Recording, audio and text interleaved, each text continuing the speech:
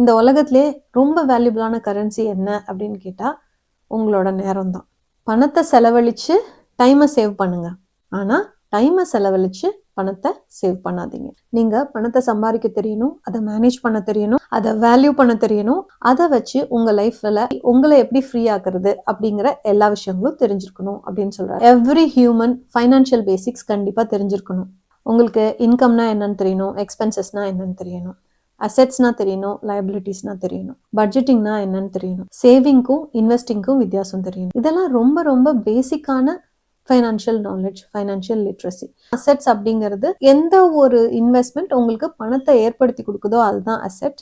லயபிலிட்டினா எந்த ஒரு இன்வெஸ்ட்மெண்ட் உங்ககிட்ட இருந்து பணத்தை எடுக்குதோ அதுதான் லயபிலிட்டி. இப்போ வாழ்க்கையில ரொம்ப சீக்கிரமா இன்வெஸ்ட் பண்ண ஆரம்பிங்க, அந்த அசெட்ஸை நீங்க டெவலப் பண்ண ஆரம்பிங்க. கண்டிப்பா அது உங்களுக்கு உதவியா இருக்கும். இந்த புக்கை பத்தி மேலும் தெரிஞ்சுக்கிறதுக்கு கீழே இருக்க லிங்கை கிளிக் பண்ணி பாருங்க.